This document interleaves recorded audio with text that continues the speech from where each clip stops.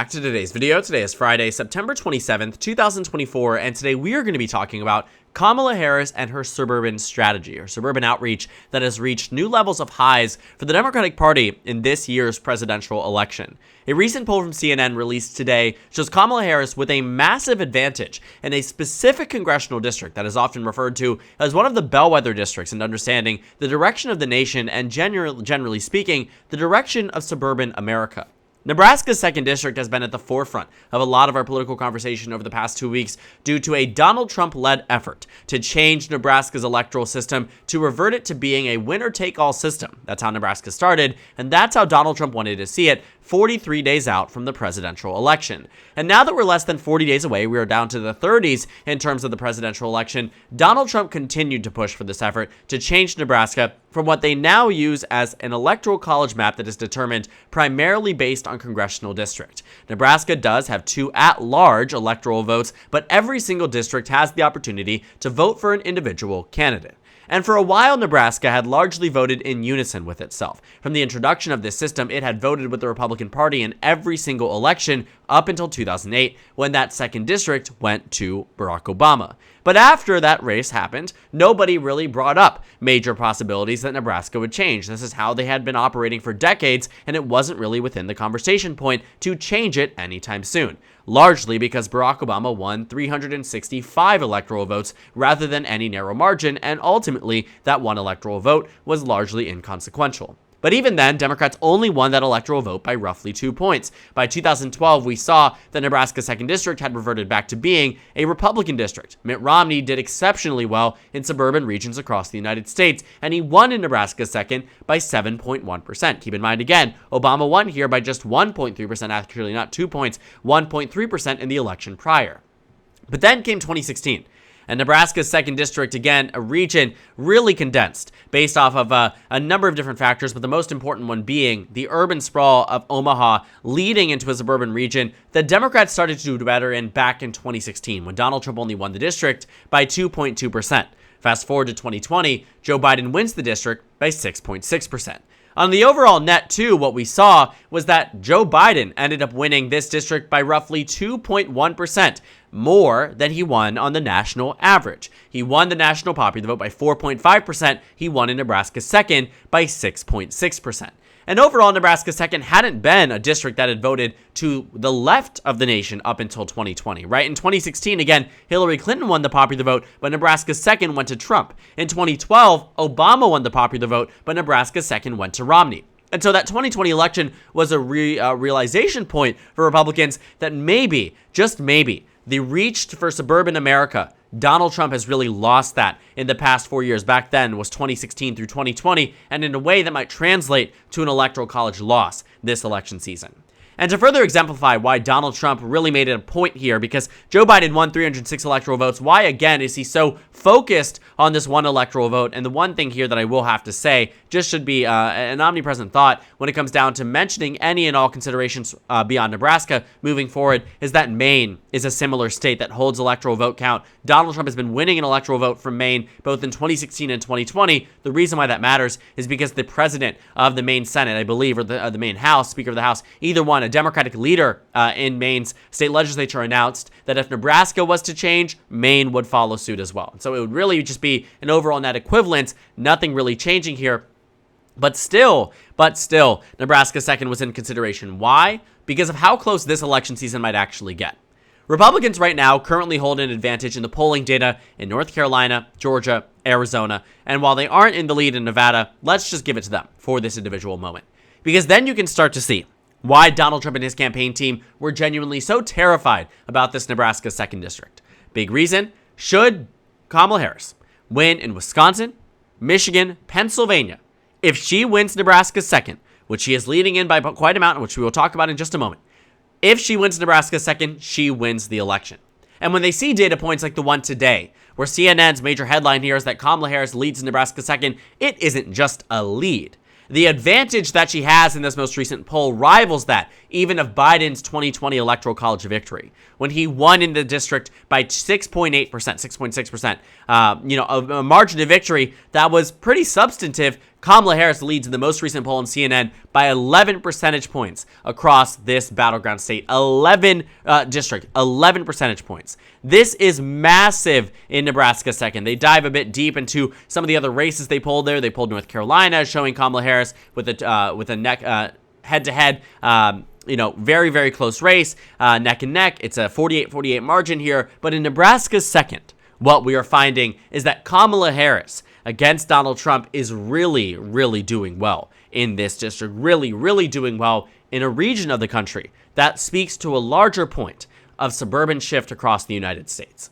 I am reminded often of the Democratic performance in 2022 when it came down to suburban voters. Why? Because even in an election year where Republicans were slated to do very well and arguably did very well when it came down to the popular vote, obviously did not do well when it came down to the Senate and not too well when it came down to the House. But the popular vote, honestly, if you gave that to me alone after the 2020 election, I would have said Republicans were winning, 30, 40 seats and not just 10, and expanding their Senate majority to being, not expanding, but getting the Senate majority and expanding it to 3, 4, or 5 seats, not losing a seat and Democrats expanding their majority instead. The suburban vote here again explains a big reason why you saw swing states go to the Democrats, despite the national shift being largely reflective of a more widespread Republican shift that didn't really translate to swing state victories. Suburban voters in 2022, according to Pew Research, what they found here was that Democrats won by 2 points in 2022. Why does this matter? Well, Republicans won the suburban vote, according to the same exact research firm, by 2 points in 2016. In around 6 years, the margin went from Republican +2 to Democrat +2. And while a 4-point net change from 2016 to 2022 may not mean too much, keep in mind 2016 was when Hillary Clinton was winning the national popular vote and Democrats expanded seats in the House of Representatives. In 2022, Democrats lost seats in the House of Representatives and lost on the national popular vote, but it was that suburban shift that didn't change too much. And while it did swing quite massively from 2020, that is largely expected, with President Biden's approval rating being down double digits. The entire narrative of this entire race had been Republicans were going to win back all of the areas that they didn't win before, and this was going to be a really strong showing for the GOP. And while the rural voters absolutely shifted away from the Democratic Party in a way that they didn't in 2016, suburban voters in particular are amongst the most important when it comes down to congressional districts like Nebraska and overall states like the battlegrounds we are working with in this cycle. And when we see 11-point leads for Kamala Harris, it brings us back to this point. This is a 538 article back from 2020 when they published right after the election why the suburbs have shifted blue. And they have some really good data points here that we can begin to unpack, but a lot of what they talk about is some key fundamental factors about Donald Trump's rhetoric and how, in many ways, it is a big turnoff to suburban voters. They talk about how he speaks to an era of electoral politics where the suburbs were perceived and have been taken in a very different way. They talk about how Trump focused on appealing to suburban voters and particularly suburban women with rhetoric that emphasized things like neighborhood segregation, regulations around that, talked about things related to education, but it simply was landing in a very different way when he leaned more into the social issues that suburban voters don't agree with Donald Trump on. And the Republican Party's big shift recently to make this entire candidacy and election about social norms, talking about things like, transgender athletes, talking about things that are just so far out the wazoo that people in average America aren't constantly thinking about, aren't constantly talking about, and on the issues that do, in fact, end up being very impactful, especially for suburban voters in particular, and just women across this nation. Issues like abortion, conversations around that. When Clarence Thomas writes an opinion, a concurring opinion, to the striking down of Roe v. Wade, saying now we need to look at other things. Now we need to look at gay marriage. Now we need to look at contraception. These are things that, are being far more discussed when it comes down to what people want to see in the future of America than, individual things that the Republican Party at any different direction. At this point now, I think we're talking about, racist tropes for Haitian immigrants that are legally here in the state of Ohio. And across the United States, we are seeing attacks that are so socially incorrect when it talks about who is the right person to appeal to suburban America. That is why Kamala Harris and Tim Walz are doing so well. On their own right, they know how to do really strong messaging that is very much contained and not explosive on Truth Social and not explosive on Twitter, not explosive on whatever platform it might be, and not explosive certainly on the debate stage. And that's why it matters for Kamala Harris and Tim Walz. But beyond that point too, Donald Trump particularly shifted away suburban voters back in 2020, and we can really unpack that even further. We see that Joe Biden started to do much better when it came down to the 2020 election in suburban regions. When you take a look at shifts from 2016, some rural areas absolutely got more conservative. But in the Atlanta metro area, they all got more blue. And you could really start to see this happen too. I mean, Donald Trump's rhetoric wasn't just extended to this 2020 cycle where he lost support. You can see it in many other elections prior to, right? You can see the gains in the suburbs were not just contained to the 2020 election. But even the 2016 election, a perfect example, is in the state of Georgia. Every single county, with the exception of the more populous suburban regions and urban regions, shifted to the right. Take a look at this sea of red with a pocket of blue. Where? In the Atlanta metro area where 67% of the state lives. 67%. Hillary Clinton shifted these counties to the left, despite the national average going to Republicans. Donald Trump flipping Florida, flipping Ohio, flipping Iowa, flipping Pennsylvania, flipping Michigan, flipping Wisconsin, doing the states and doing the numbers that he needed to do, but Georgia shifted away. Where else did we see this? In the state of Arizona. This shift from 2016 was Maricopa County going from being Romney plus 11 to Trump plus 2.9. Romney plus 11 to Trump plus 2.9. And what happened? Romney nearly won Arizona by 10 points. Trump wins it by the low single digits.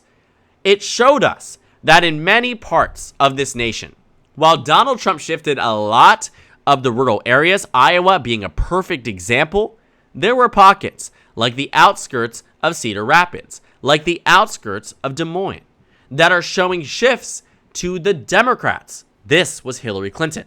In 2020, far more exemplified. A lot more blue shifting, a lot more red in areas that are less populous. Rural areas, Arkansas being a perfect example. But when you take a look at areas like Northern Virginia, perfect example here, massive shifts. This is the DC metro area.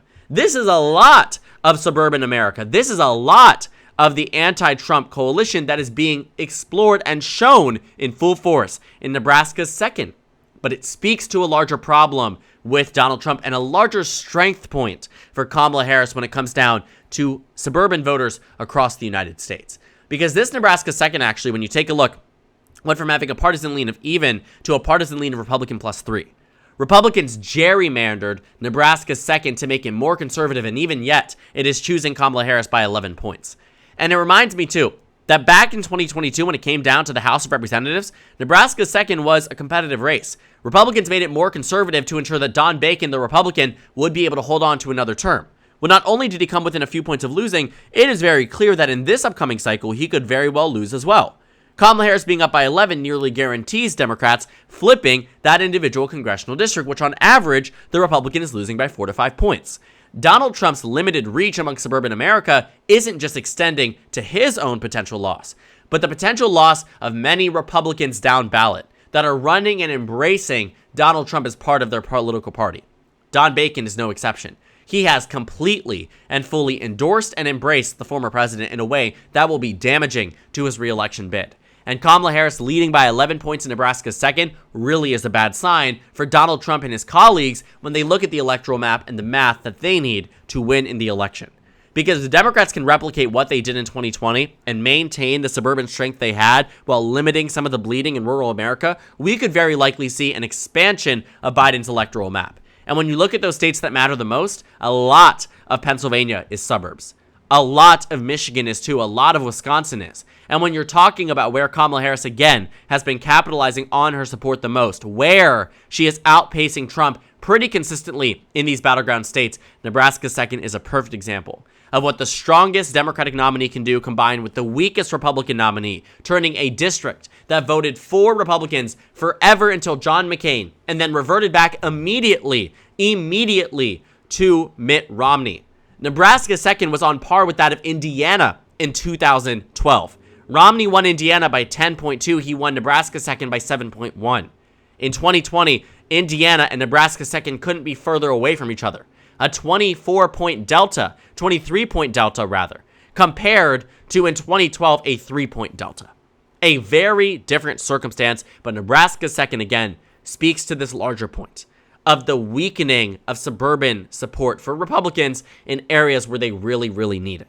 Because when you take a look at who are the likeliest groups to vote, it is suburban voters by a far amount. It's not urban voters and it's not rural voters. It is suburban voters, and specifically broken down by demographic group. Kamala Harris is expanding amongst white women in particular, and white voters at large, and college-educated voters at large, and voters of color all across the nation. There are many reasons why the suburban regions are shifting more towards Kamala Harris.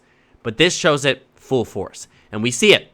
While there is still bleeding amongst rural voters, and there still is this maxing out that isn't maxed out for Donald Trump and the Republican Party amongst rural voters across this country, Kamala Harris is very much keeping up, if not outpacing Donald Trump, because suburban voters, alongside many other pieces to this puzzle, are shifting in a way that is even larger than Biden's 2020 victory, and likely the largest we have seen for Democrats in a very long time. So thank you guys so much for watching this video. Make sure to comment down suggestions below. Subscribe on the left if you haven't already, and check out the Instagram and Twitter. At the top left of the screen, there's also a Discord server for you to go ahead and join. On the screen, there's a video you can watch, and then a playlist for my 2024 presidential election analysis videos. Again, thank you guys so much for watching, and I will see you all later today.